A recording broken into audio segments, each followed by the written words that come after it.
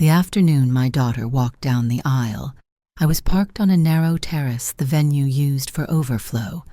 3 wobbly bistro tables, a portable heater, and a lovely view of the parking lot. Inside, the string quartet hit their big swell. Phones rose like a field of silver minnows. Laughter bounced off crystal. From my chair, I saw mostly the backs of heads and chandeliers imitating daylight. I was her mother, yet I'd been placed just out of frame, as if a tidy event needed my outline but not my face. I didn't complain. I didn't even clear my throat. My chest ached in that old private way, and still I chose quiet. I swallowed the sting and let it pass, because I knew something the room did not. A secret stitched under my shawl where no camera could reach. My older brother, Samuel Rhodes, stubborn, brilliant, a man who built companies the way other people built porches, left me deeds to a string of private barrier islands off the Georgia coast. Not rumor, not brag, paper, valuation north of $85 million, conservatively. When my daughter took her vows, I said nothing about the islands my billionaire brother placed in my hands. Silence, it turns out, is a tool. 1 week later, when her new husband arrived at my door with a lawyer and a glossy folder, I was grateful I'd kept my mouth shut. Before I take you there, allow me one breath.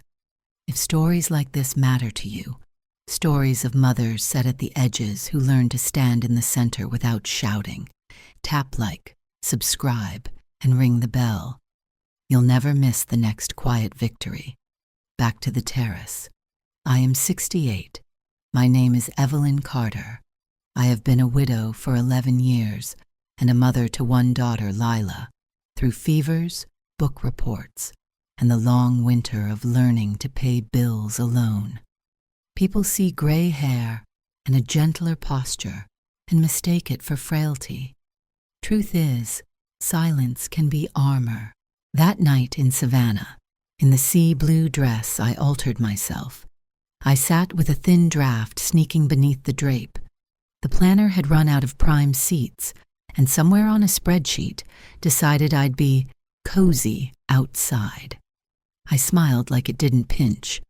I held a glass of water, not champagne, and watched Lila promise forever to Andrew Whitcomb. Let her have the day, I told myself, even if you have to vanish from it. Mothers notice everything. I noticed Andrew's smile widened more for the photographers than for my daughter. I noticed his mother, Celeste, stationed center front like a queen granting a royal pardon.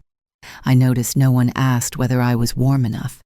Invisible mother, useful role if you know how to use it. When no one looks at you, you can look at everyone. What I saw reaffirmed my decision to keep Samuel's gift under my tongue. Samuel and I had 15 years between us. He never married. He said he didn't have time for a life and a legacy. So he built the legacy and asked me to keep the life. On a late winter afternoon, a hospital room flattened by fluorescent light, he pressed a leather folder into my hands, rolled out a nautical chart, and spoke plainly. "Evie," he said, "the charming will arrive. The righteous will arrive. The desperate will arrive. They'll call pressure prudence and flattery family. Don't let them. The islands are not trophies. They are protection. Use them to stay whole." Ownership sat in a trust he'd engineered to be simple for me and tricky for anyone else. The bank would release packets only if I came in person, proved my identity, and recited a line from a poem he loved. He even tucked in a linen handkerchief, S and E stitched in thread the color of tidal marsh. "When the room gets loud," he whispered, "hold this. Remember who you are." I kept the folder and the chart in a fireproof box behind winter blankets. The handkerchief lived in a tin beside my tea. I told no one. Not Lila. Not the ladies from church who brought casseroles after my husband died. Wealth announced too soon becomes chum in the water. Anonymity is a moat. Lila and Andrew flew to Tybee for a quick honeymoon, posted sunlit smiles and clinking glasses. Beneath those filtered squares, I sensed a current I couldn't yet name. It announced itself a week later when my doorbell rang like a timer. I had just set the kettle on when Andrew appeared on my porch in a slate suit that fit like hope. Beside him stood a man with silver frames and a voice practiced in calm. He introduced himself as Victor Hale, counsel. Before I could offer chairs, they were already at my kitchen table. The lawyer unbuckled a briefcase and laid out a blue-banded stack. "Just standard documents, Ms. Carter," he said, tapping the top page with his pen. "Protective measures for the family. If you'll sign an initial, here, here, and here, we'll take care of the rest." Across the heading, "General Durable Power of Attorney," a little box in the corner, immediate and broad, not springing, not limited. Steam curled up from my tea. I set the cup down so gently the saucer barely kissed the table. The world narrowed to the linen in my pocket and the weight of my own name. "Thank you for bringing these," I said, calm as a tide. "My attorney will review them first." The air changed. Pens stopped clicking. Andrew's smile thinned. "Of course," Hale said. "We'll leave copies." I read enough to understand the shape of the trap: authority to access accounts, convey property, amend trusts, incur debt, make gifts, even change beneficiaries, all without bond, without accounting, and everything key, disguised as a casserole. "Who retained you?" I asked. "We serve the family unit," he replied, which is not an answer. It's camouflage. "Leave your card," I said. "I'll pass it to my counsel."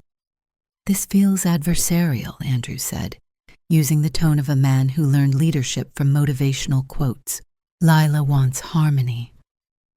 "Harmony isn't haste," I said, "and privacy isn't secrecy." Hale slid his card across the wood. Andrew left the papers and a smile that asked for my pen. I poured them water, which they did not drink, and saw them to the door. When the latch settled, the house felt level again. My silence had not been surrender. It had been a foundation. 5 minutes later, 3 soft knocks tapped the door, sparrow-light. Mabel Green, my neighbor 2 houses down, stood with an apple ginger pie and a canvas tote. Widow, gardener. A voice like soft cotton stretched over steel. "You had visitors," she said. "Papers and urgency," I answered, and a pen placed where my hand should be. Mabel set the pie on my counter, accepted tea, and looked at the blue-banded stack without touching it.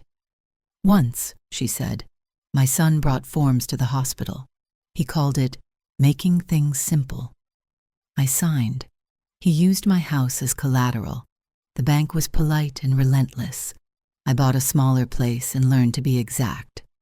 She reached into her tote and produced a spiral notebook with tabs. "Write down the date and the words. Tape their cards here. Paper can be armor if you choose the right weight." I opened to the first page and recorded the hour, their names, General Durable, immediate and broad, and my one sentence: "My attorney will review it first." "That sentence is a roof," Mabel said. "Stand under it." I slid Hale's card beneath a ceramic trivet and felt the stitch of S and E against my palm. I had not raised my voice. I had not raised a hand. I had simply lifted a boundary and let it stand. The kettle had barely cooled when I walked backward through memory to the room where Samuel drew our coastline across a blanket. Green freckles for hammocks of marsh grass. Blue veins for channels you take only at high tide. Stars where sunset lingers the longest. In the margins, his block letters: Osprey Rookery here, Shallow Reef here, Freshwater Spring here. He didn't ask me to be dramatic. He asked me to be careful. "The islands are living places," he said. "Not chips, not showroom floors. Keep them whole." That was the second reason for my quiet. The first was safety. The second was stewardship. Inside the venue a week before, spectacle had outrun sincerity by 2 city blocks. Chandeliers poured down from a vaulted ceiling. Roses climbed white arches like they'd been paid by the inch. A neon monogram glowed as if it were a family crest. The planner wore a headset that crackled with small emergencies. Presentation outranked tenderness. Even the cake wore gold leaf, as if sugar needed a sponsor. Celeste managed the night like a press conference, nudging photographers as if they were chess pieces. 2 uncles compared cufflinks. A cousin flashed a watch the size of a biscuit. The best man rehearsed a speech full of venture speak. Lila shone, she always has, but the evening orbited an image of her rather than her heartbeat. She glanced toward the terrace. I raised my hand. A server crossed between us, and the moment vanished into choreography. Later, when toasts were due, a friend tried to praise my daughter's kindness. The DJ cut in with a bouncy track, as if sincerity might deflate the brand. I was served late, a good steak, gone politely cold. I ate it anyway. Cold food fills a stomach. It does nothing for the soul, all of which primed me for the doorbell and the blue-banded stack. When Andrew and Mr. Hale left, I washed the cups, wiped the rings, and wrote the time of their visit on Mabel's notebook's top line. Then I took a walk to the pharmacy for stamps and throat lozenges. Near the newsstand, I saw reflected in the glass a dark SUV idling in the loading zone. In the front seats, Andrew and Celeste, the air between them brittle. I didn't seek it, but their voices carried, shaped by impatience and glass. "You went too soft," Celeste said. "Widows sign when you reassure them. You should have walked out with signatures." "She kept saying her attorney," Andrew snapped. "Where does she get an attorney?" "Everyone has one if prodded," Celeste answered. "The timing is a mess. Florist wants a wire by Friday. Venue is calling. Cards are capped and the rate jumped. We cannot float another week." My fingers traced the spine of a magazine no one buys anymore. "We'll start small transfers," Andrew said, "then refinance the condo. Once I'm agent, we pull it all under one umbrella." "Exactly," Celeste murmured. "Banks love a borrower with a house. Does she own it free and clear?" "I think so," Andrew said. "She lives like a school teacher, small, neat, so there has to be something." "Then hurry." The wedding, I realized, had been a palace of rentals balanced on debt, gold leaf on a cake. I bought a newspaper to justify my standing still and stepped outside. The exhaust was already fading.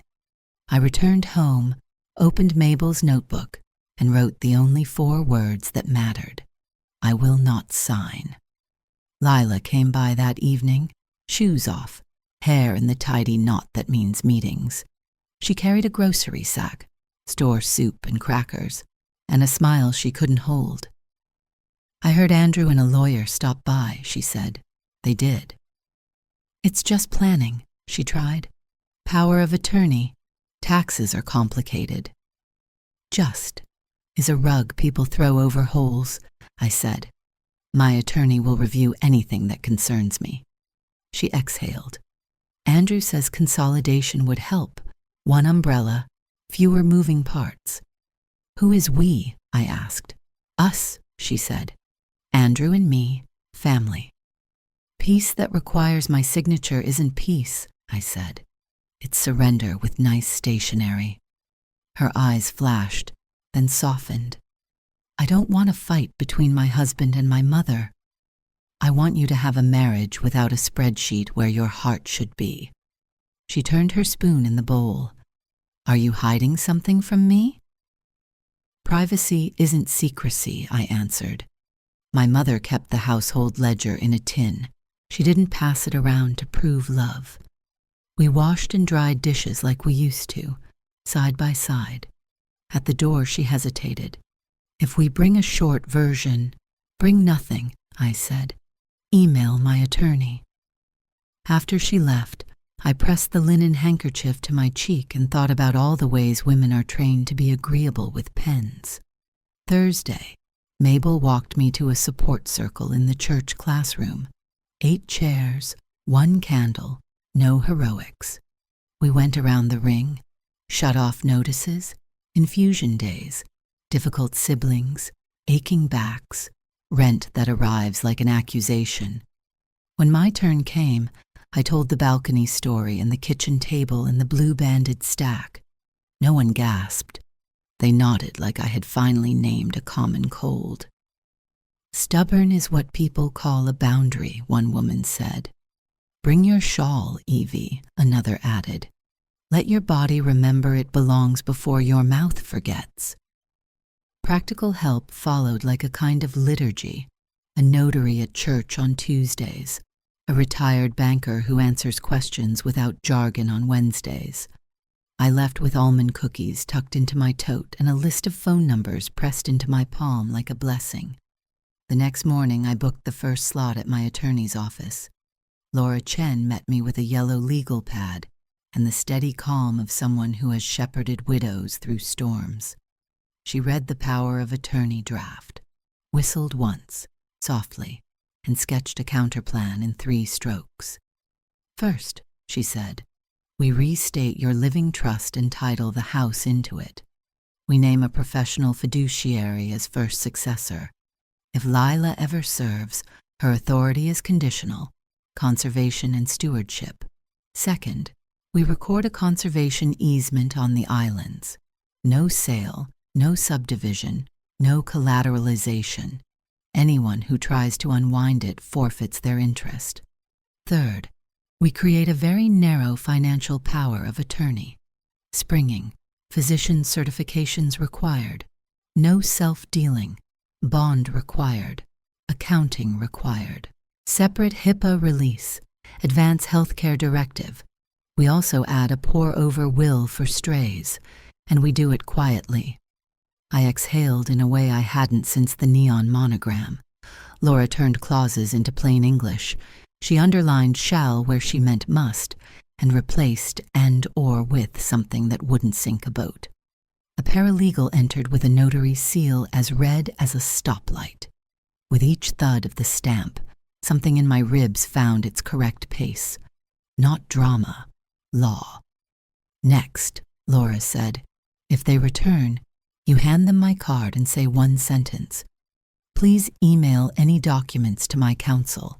I don't discuss legal matters without representation. Then you stop talking.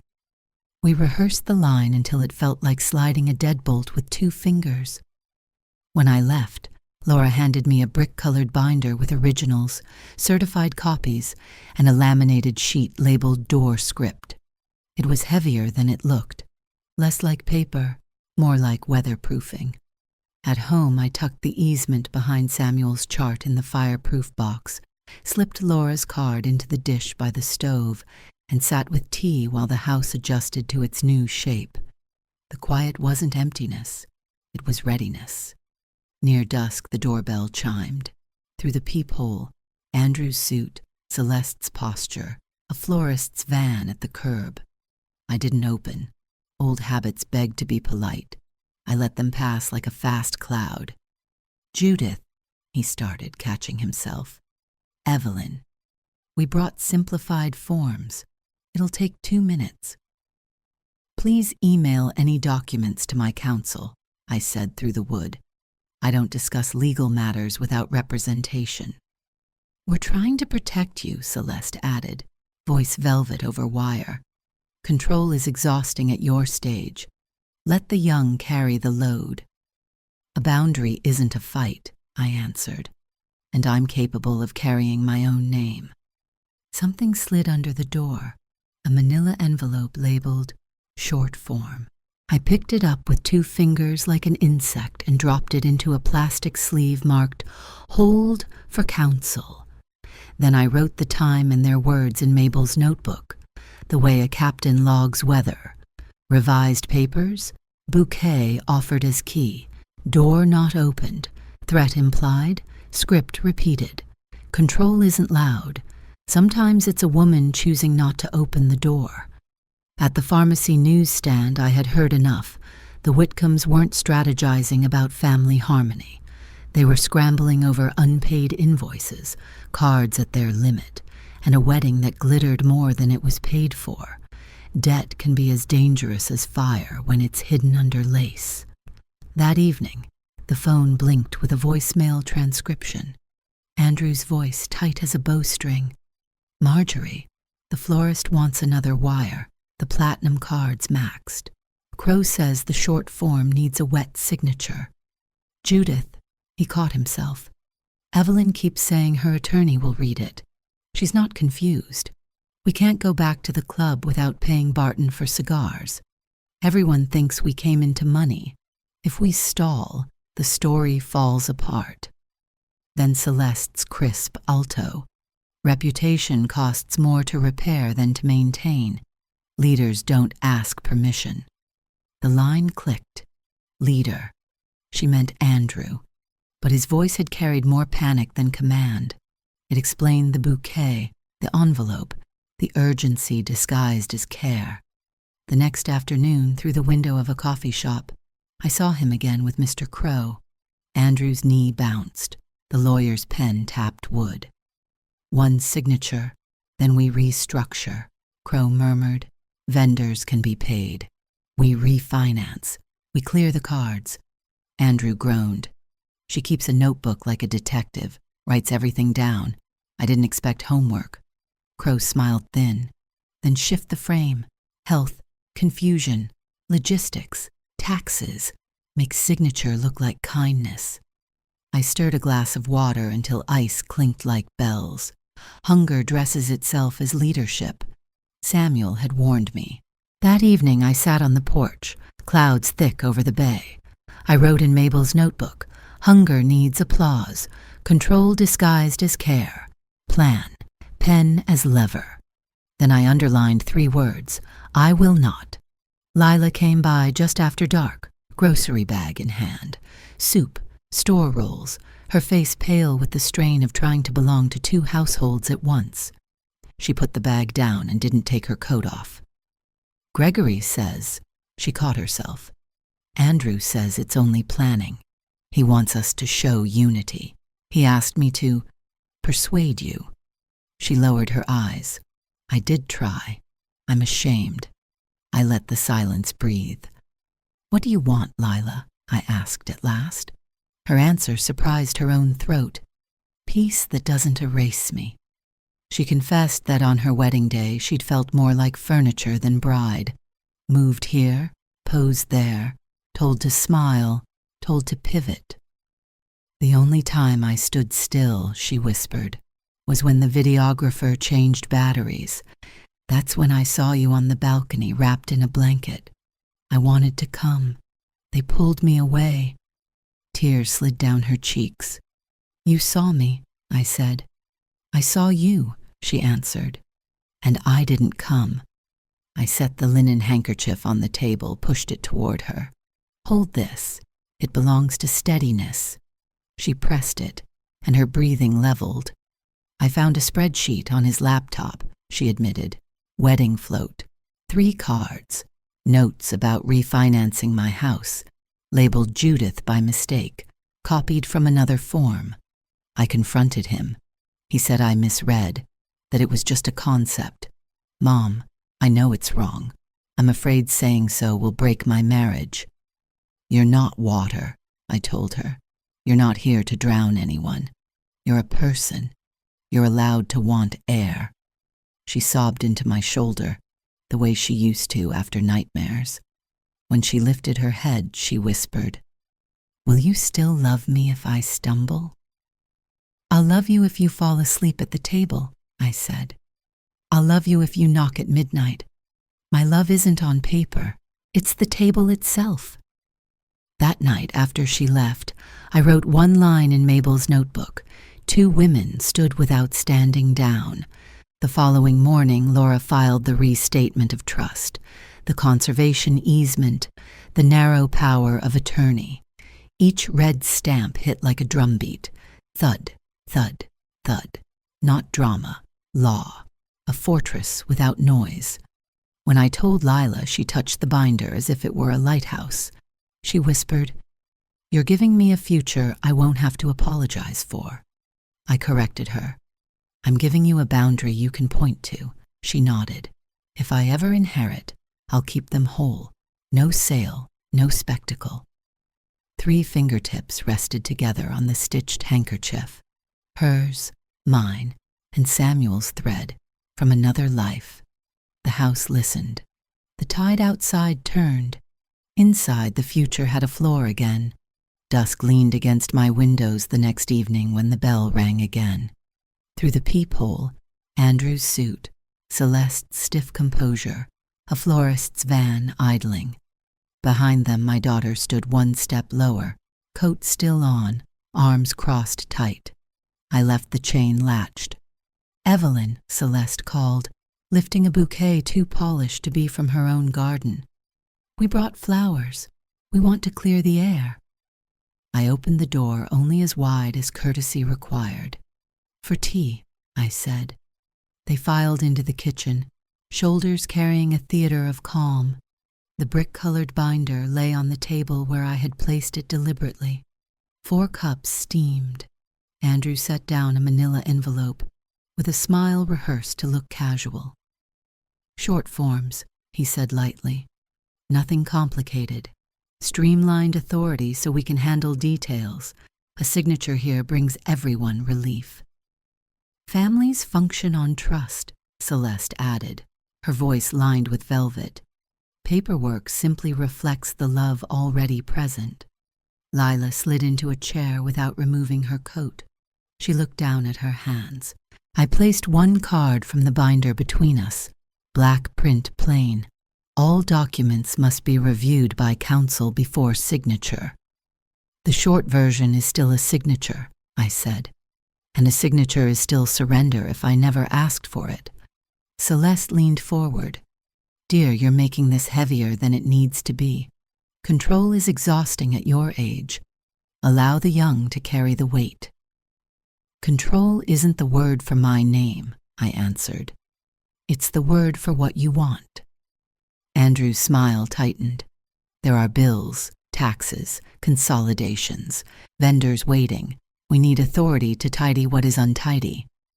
"What is untidy?" I asked. "The videographer, the caterer, some household invoices." "Not mine," I said. "Coordinate your own." He flicked a glance at Lila, hoping for reinforcement.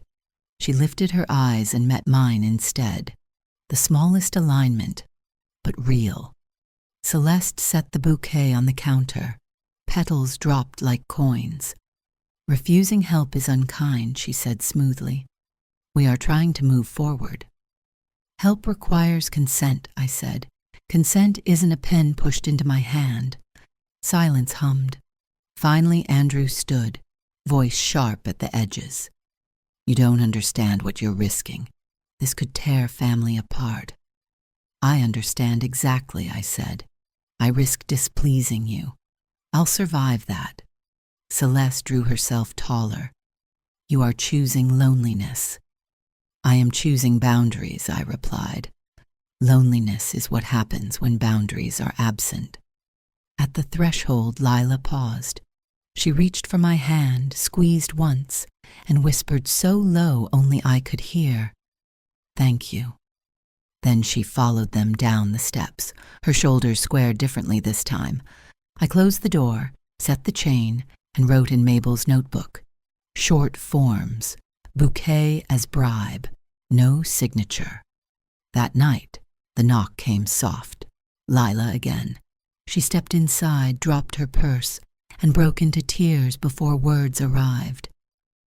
"I was invisible at my own wedding," she confessed, shoulders shaking, "moved like furniture, smile here, pivot there. When I asked to sit with you, the planner said no. Andrew told me to trust the process. Image mattered more than breath. The only still moment was when the batteries died, and I saw you. I wanted to run to you. They pulled me away." "You saw me," I whispered. I saw you, she said, crying harder, and I didn't come. We stood in the kitchen, kettle humming, until her sobs thinned. Since the wedding, it's been invoices, calls, demands, she said. His mother says everything is under control if we just move quickly. Andrew talks like a manager. He asked me again to pressure you. I did. I'm ashamed. You asked, I corrected, and you're here now. That matters. I found a spreadsheet, she added. Charges on 3 cards. A note, refinance Evelyn. He swore it was just an idea. But Mom, I know it's wrong. I'm afraid saying so will split my marriage. I placed the stitched handkerchief in her hand. Hold this. You are not water. You don't have to drown to keep someone else afloat. She pressed the cloth and steadied. Will you love me if I stumble? I'll love you if you fall asleep at the table. I'll love you if you knock at midnight. My love is not on paper. It's the table itself. She smiled through tears, the kind of smile that belongs more to survival than to joy. The next week, Laura and I walked into the county recorder's office as the thin winter sun climbed the courthouse steps, papers stacked, stamps ready. Each thud of the notary's seal was a heartbeat returning to its rhythm. The amended trust, the conservation easement forbidding sale, subdivision, collateralization, the no contest clause, the pour-over will. Each document closed like a gate only I held the key to. Your boundaries are now written in law, Laura said softly. We left with certified copies. At the bank, accounts were retitled into the trust. The manager shook my hand. Consider them properly dressed, he said. That evening I slid the easement behind Samuel's chart in the fireproof box. Armor beside memory. When I told Lila, she touched the binder and whispered, I accept stewardship. If I inherit, I'll keep it whole. We pressed our fingers together on the stitched handkerchief. Hers, mine, Samuel's thread. 3 pulses in quiet agreement. The final step came at home, at my own table. For decades I'd sat wherever someone else placed me. Balcony, corner, spare chair. That day, I spread a white cloth, set 2 cups, and took the center chair deliberately. Mabel knocked her 3 light taps and entered with pears. She stopped when she saw me. Look at you, she said, in your own seat. In my place, I answered. We drank tea while winter sun poured across the wood. Do you miss the old house? She asked. I miss who I was in it, I said, but I am her here too. We laughed about neighbors, about the church bulletin asking for rose pruners. Ordinary talk filled the room like a new blessing. Say it, she prompted. I am not invisible, I said. Not today, she replied. Not ever again. The house seemed to nod. Weeks later, walking the shoreline near dawn, scarf tugged by wind, I touched my chest and whispered the vow again. Soil remembers. Stewardship, not spectacle. Boundaries, not noise. Back home, Lila stirred awake in the guest room. She kept her phone silenced in a drawer. She had chosen counseling, kept her accounts separate, asked for numbers, not adjectives. At breakfast, she looked across the table and said, I need a mother who knows her edges. I need to learn mine. The door is always open, I said. But the paperwork is not. She laughed, small and relieved. I can live with that. The binder rested on the sideboard like a lighthouse. The handkerchief folded beside it like a flag the wind respects. Ordinary, steady, whole,